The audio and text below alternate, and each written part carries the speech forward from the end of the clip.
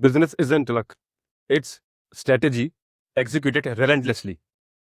आज हम बात करने वाले हैं बिजनेस मॉडल्स की, और उससे पहले ये समझते हैं कि बिजनेस मॉडल क्यों जरूरी है। लोगों को हर बिजनेसमैन की सक्सेस स्टोरी तो पता होती है, लेकिन उसके पीछे की मेहनत किसी को नहीं पता होता।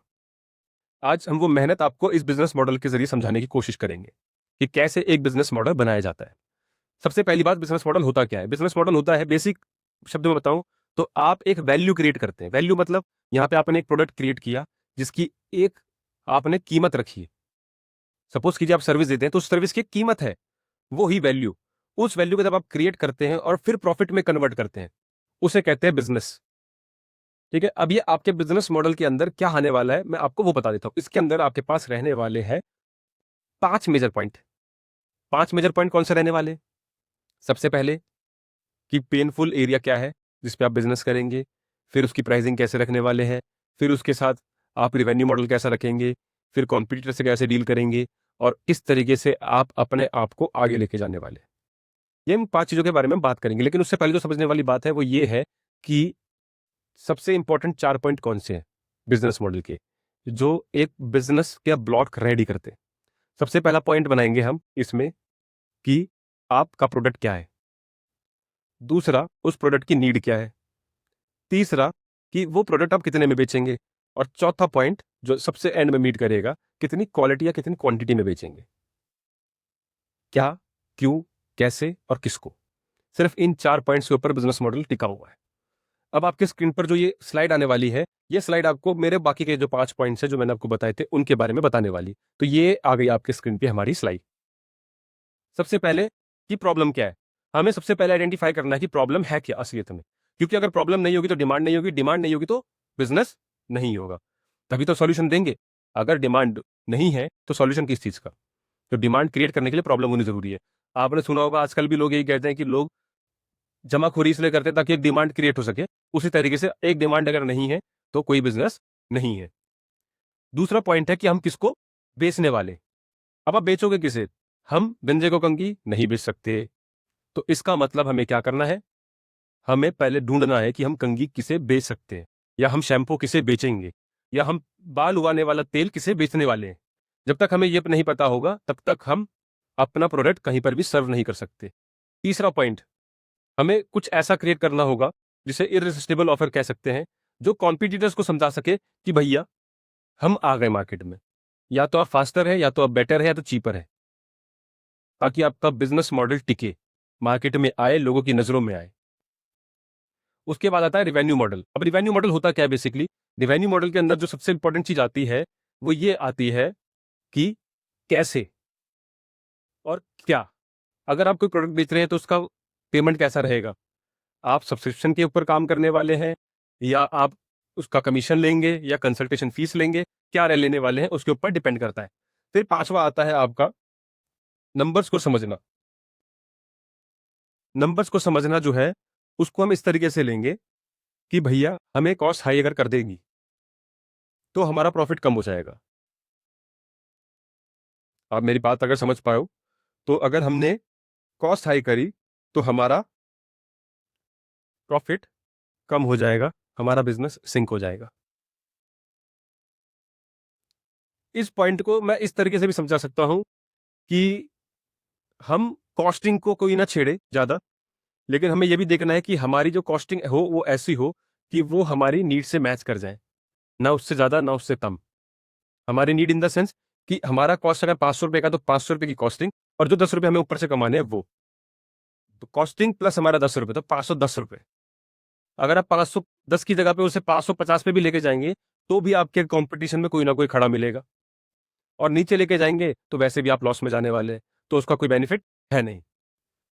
सिंपल सी एक सेइंग है, revenue is vanity and profit is sanity. तो इन दोनों चीजों को ध्यान में रखना है कि हमें अपनी वैनिटी में बैठ के सैनिटी की तरफ बढ़ना है, सैनिटी में बैठ के वैनिटी की तरफ नहीं। इस चीज को बहुत अच्छे से समझ लीजिए। यही आपके 5 बेसिक पॉइंट रहने वाले हैं आपके बिजनेस मॉडल के लिए। अब आते हैं आगे, इसमें प्रॉब्लम्स क्या क्या आती हैं। प्रॉब्लम्स बहुत तरीके की आएंगी आपके पास, लेकिन 4 मेजर प्रॉब्लम्स रहती है। पहली चीज, लोग वैलिडेशन के लिए भागते हैं। मत भागो वैलिडेशन के पीछे, किसी को नहीं पड़ी कि तुमने कितना पैसा लगा के क्या करा है।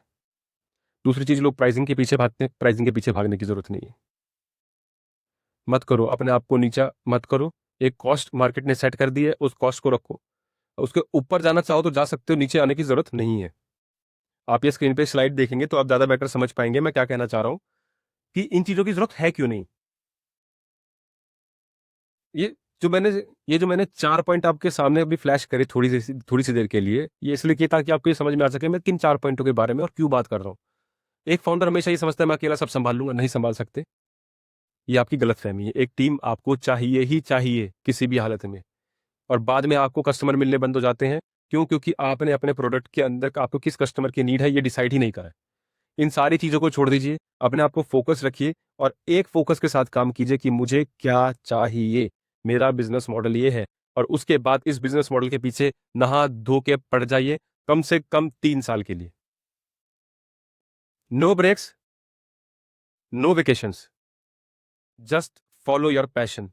अगर ये हॉबी नहीं है, बिजनेस है, इससे आपका घर चलेगा, इससे आपका सोसाइटी में नाम बनेगा, तो ये बहुत ज्यादा जरूरी है। पीछे भागो और पकड़ लो साले को, छोड़ने की जरूरत ही नहीं है। भागते रहो भागते रहो भागते रहो, तब तक भागो जब तक वो सामने जो खड़ा है वो मिल ना जाए। लोग प्लान करते हैं 5,000 करोड़ के बिजनेस का सिर्फ 5 लाख रुपए लगाने के बाद। मैं मानता हूं, मेरा कॉन्सेप्ट है कि 0% इन्वेस्टमेंट से भी बिजनेस चालू होते हैं और हमने करे हैं और बहुत से लोगों के करवाए भी हैं। बट द फैक्ट इज कि जीरो से स्टार्ट करने के बाद आप 5,000 करोड़ के बिजनेस के बारे में सोच कैसे रहे हो। सबसे पहले 0 से 5,000 पर आना है, जिसमें आपको लगेंगे कम से कम नहीं तो 1 साल। फिर उस 5,000 से 50,000 पर, फिर 1 साल, फिर उस 50,000 से अब लगा लो 5,000 करोड़ कब पहुंचो। तो सारी चीजें एक साइड पर है, हम इस प्लान के ऊपर वर्कआउट करेंगे। और अब एज प्रॉमिस मैं आपको देने वाला हूं कुछ बिजनेस आइडियाज जो आपको हेल्पफुल रहेंगे। जैसे कि सबसे पहले आप एआई ऑटोमेशन में जा सकते हैं। एआई ऑटोमेशन इस टाइम पे बहुत ज्यादा बूम पर आने वाला है। और उसकी, जिसे कहते हैं ना एक मशीन चालू होना, उसकी मशीन चालू हो चुकी है। ये वो सही टाइम है जिसमें आप एआई के अंदर इन्वेस्टमेंट करेंगे या एआई का कोई भी एक बिजनेस स्टार्ट करेंगे तो वो इस टाइम पर अप ही जाएगा। लो आने के चांसेस बहुत बहुत बहुत कम है, अनटिल अनलेस कुछ ऐसा हो जाए जैसे कोरोना हो गया था, है ना। तो वो एक अलग कॉन्सेप्ट हो गया। डिजिटल प्रोडक्ट, आप उसके ऊपर जा सकते हैं। डिजिटल प्रोडक्ट होता क्या है? बेसिकली आप अपने नोट्स बनाएंगे and then you put it on the other platforms and people will buy it. ये हो गया आपका डिजिटल प्रोडक्ट। या फिर आप ऑनलाइन एजुकेशन से दे सकते हैं। या फिर हम और बेसिक बात करें तो ईवीज बहुत ज़्यादा डिमांड में रहने वाले हैं, क्योंकि अब जिस हिसाब से ये वॉर के बाद सिचुएशंस चेंज हुई हैं तो लोग ईवी की तरफ आगे बढ़ने वाले हैं। और इंडिया ने अपना न्यूक्लियर रिएक्टर भी क्रिएट कर लिया है, तो ईवीज बहुत ज़्यादा बूम करेंगे इंडिया के अंदर स्पेशली। क्योंकि जैसे ही वो न्यूक्लियर रिएक्टर जो हमने फेज 2 क्लियर किया है, उसके बाद तो ये समझ लो 500 मेगावाट बिजली हम कंटिन्यूसली बना ही रहे हैं इंडिया के अंदर। So go for these businesses only. Current businesses opportunities are these only. इसी के साथ मैं वीडियो को करता हूँ स्टॉप। ज़्यादा ज्ञानबाजी अच्छी नहीं होती है, ये मुझे बहुत अच्छे से पता है, तो मैं ज्ञानबाजी नहीं दूंगा। वीडियो को यहीं स्टॉप करते हैं और चैनल को लाइक, सब्सक्राइब और शेयर करना मत भूलिएगा, क्योंकि मेहनत लगती है भाई, और मैं मेहनत के पैसे लेता हूँ। मैं पक्का businessman. Thank you very much for watching till and.